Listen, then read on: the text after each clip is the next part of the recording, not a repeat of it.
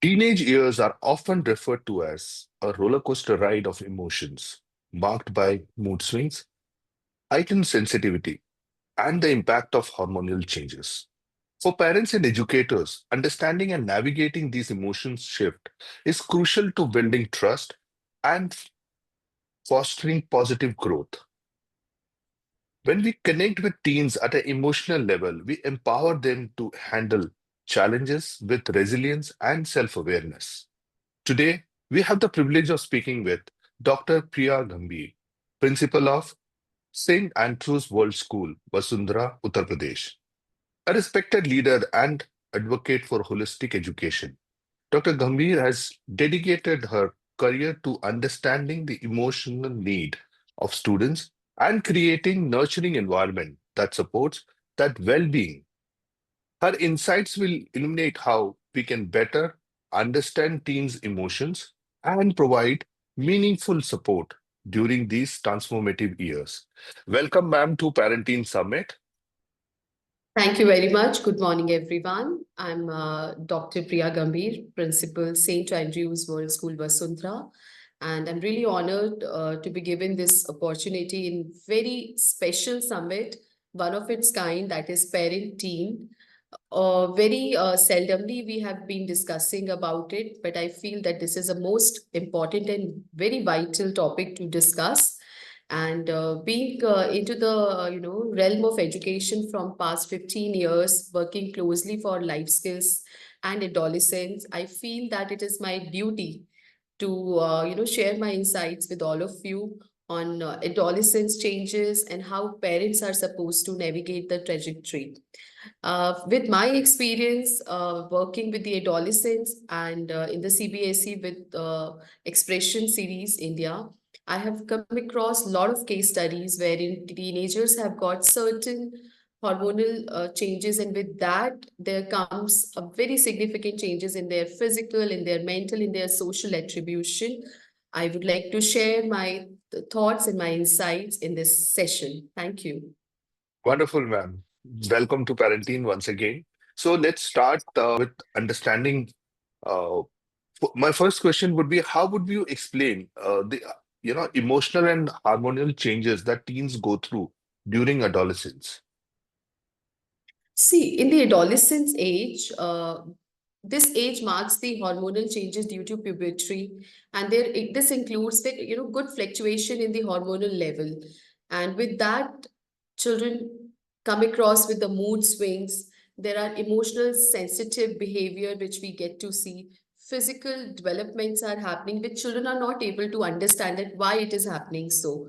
So at that time, teens may feel quite surge of emotions. They explore their identity. They want to see that why others are different and they are different. So the peer influences a lot on them. So at that point of time, the first thing which comes in the adolescent's mind is the identity crisis. And of course, as a educator, as a parent, and as a facilitator, it is our duty to make them understand that this is something which is very normal and everybody get to experience it. And then we need to give them ways and means, and our suggestions and advice, our hand holding to take care of themselves and to somehow adjust the changes in their lives. Right, ma'am. So, just a piece of information for our viewers that we have a dedicated session later in the day where we are, talking about say, this gender identification at Okay, length. Yeah, Dr. great, Reena is great. joining. Yes, yes. Wow, So, ma'am, that's my really good. next question would be, what are some common signs parents and teachers should look out for to identify if a teen is struggling emotionally? So, if you have a teenager at home Mm-hmm, or in your classroom, mm-hmm, you will going to see a sudden change of mood swings. You will going to see that they have they are irritated to certain kind of behavior. There will be frequent crying without any reason. They might going mm-hmm. to withdraw from friends or family. or the activities that they previously used to enjoy. And then, there will be a change in sleeping, pattern. There will be a change in eating pattern, and they will going to be glued with social media. You know why? Because they do not want to go for, person to person interaction. Sign of anxiety can be one of the prominent factor which one can easily see if certain kind of changes are happening. The low self-esteem uh, behavior will also going to be there. They might going to start talking in a very negative self-talk, that I'm not good at this. That is the reason people are not talking to me, or they are not liking to me. And then, the decline in health, that is also one of the prominent sign that there is certain emotional struggle which a child is undergoing. As a teacher, as an educator, you have a teenager at home or around you. And then Hmm. when particularly see and fix the behavior, or rather you observe the behavior, the same can be seen in the classroom. So the identifications are supposed to be tagged upon. Apart from delivering the content, the teacher is expected to connect with the child, and then only the identification of this struggle can be easily done by the teacher, because teachers are having class of 20, class of 25, maybe it is 40. So Right. how would you going to identify? So for that, Hmm. the connect 5 minutes talk, maybe on certain open-ended situations with our adolescents, that may going to help you, because sometime knowingly, unknowingly, these children, they share their own instance without being mentioning that it's their personal thing. So they anonymously try to share the same thing in the class or with the teacher, just seeking the solution which might they be struggling in. Right, because it's something new for them. They are also exploring. So Absolutely, they they're are looking for exploring. answers. And I think they are not sure whom to contact, yeah, whom they can trust to ask these questions. Absolutely, Right, ma'am? absolutely. So this brings to the next question. What measure does your school takes to provide emotional support to teenagers? Any specific program or workshops you have in place? Yes. Yeah, okay, wonderful. So these days, social emotional learning is more into the vogue, because our younger generation is more prone to get this kind of struggle or emotional changes due to the hormonal early puberty changes, right? So we have been keeping a lot of interactive sessions. Our CBSE's Adolescent Summit is just lined up in this month only. So children are preparing for that. So before this comes, we try to interact with the children, and then we try to make the children involved in different kinds of poster designing or different kind of talk shows. When they talk, they went out. When they talk, they love to get their peers to listen to them. Why? Because sometimes they only seeking for the listeners, which their parents might not be the person whom they're going to select. So perhaps when we keep these interactive sessions or one-on-one sessions, or a kind of wellness session, isn't it? So there they get a space. So basically in our school, we are trying to provide that safe space for our children, wherein they would going to speak and they share their lives, episodes with the teacher, or probably with the peer. Apart Right. from that, the emotional well-being session, just to make them aware what is a empathy in the life, and how one can be a good problem solver, how one has to be having that interpersonal skills, how to Hmm. develop these skills, are also being organized time and again. Apart from Okay. that, we have a ideation room, and Mhm. that room has got entire three walls colored in black, and there they can emote their ideas, there they can draw. So perhaps Mhm. once they draw, they emote that thing, they come out with that emotion, and that is a one way with which they actually feel little better. So these are Right. the ways and means and practices which in my school teachers, our educators are day to day Engage. trying to involve in the classroom teaching. Wonderful, wonderful, ma'am. Now, ma'am, just to understand, how can parents balance, balance being supportive without coming across as overbearing during these emotional appeals? Parents need to respect the teenagers' need and the independence. Hmm. We often try to quote our own experience and we Right. expect the child would going to be motivated and encouraged. Instead of that, Hmm. what I personally feel being a mother of a teenager, that we need to practice active listening. And you never know, the child will going to feel comfortable to share those things which might going to be of that level where child is not comfortable to share with the parent. And one more thing which a parent need to do is parent need to encourage conversation rather being interrogating the students, or or rather being interrogating the children, or keeping entire conversation in the question form. So parent need not to be judgmental.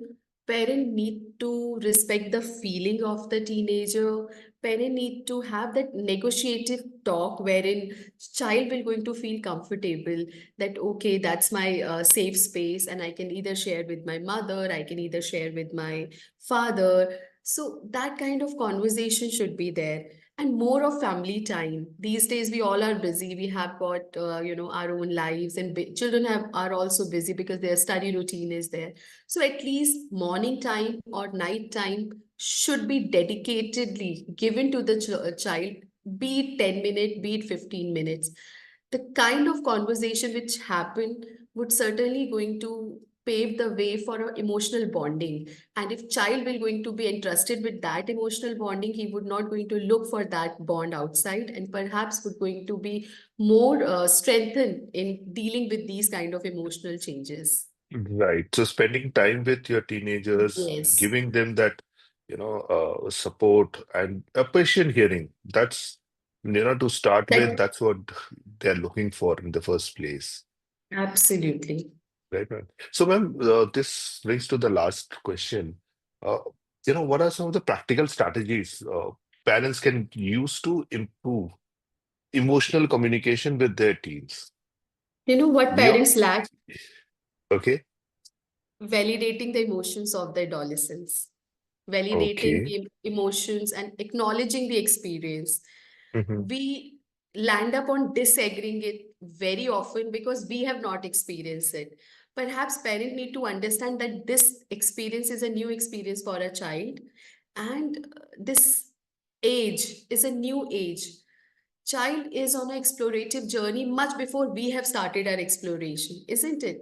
So we are yesterday's parent, upbringing is being given to a future child. How would that bridge going to be covered, or that void would going to be filled?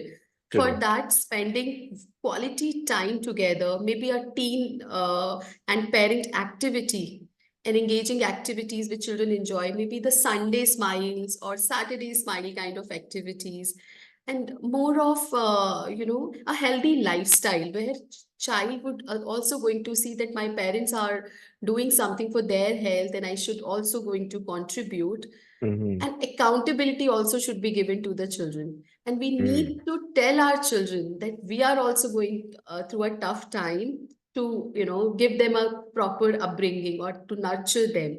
So that kind of feeling would certainly going to create that onus on both parent as well as child. Hmm. And we need to use I statements.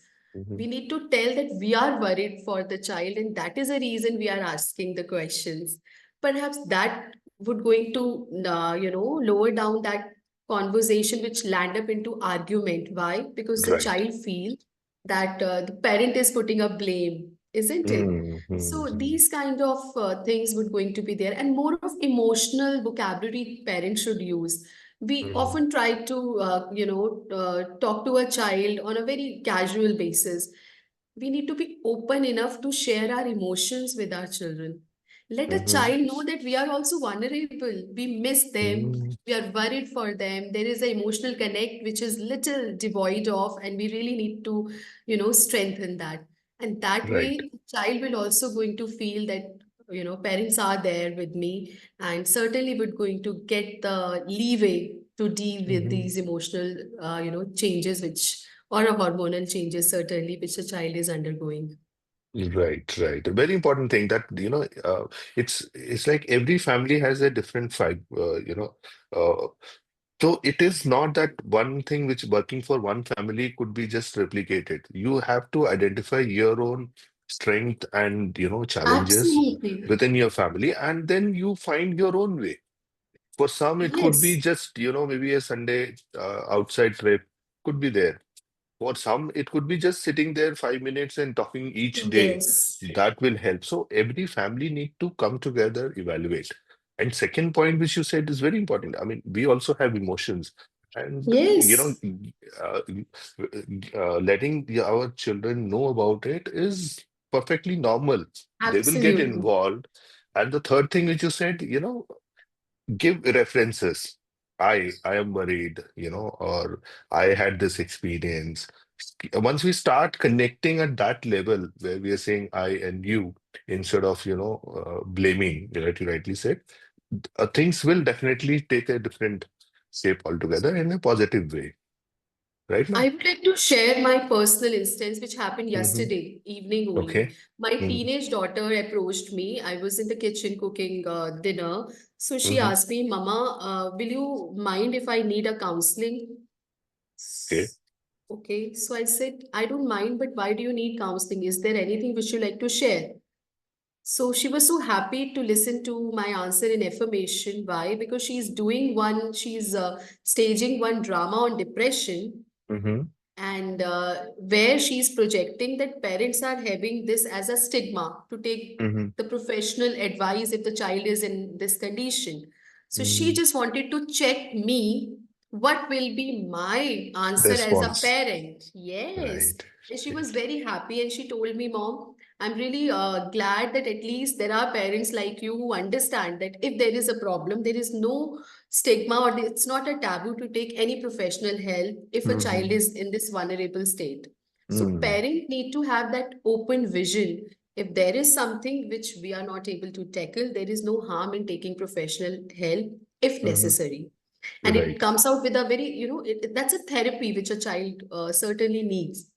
And with the Hmm. parent support, certainly there will going to be the changes which we are expecting from the child to heal Right. emotionally, heal mentally, and become a person who will be more empathetic and would going to Hmm. prosper, isn't it? It's not only Right. about the marks in life; it's about Hmm. making a mark. There has to be a vision which a parent should give to the children, isn't Right. it? Very true. Very true. And then I always keep telling this to my people who come in contact or ask any kind of help, that if teenagers are going through it for the first time and if they are experienced for the first time, so are many of the parents, because for Absolutely. them also it is new.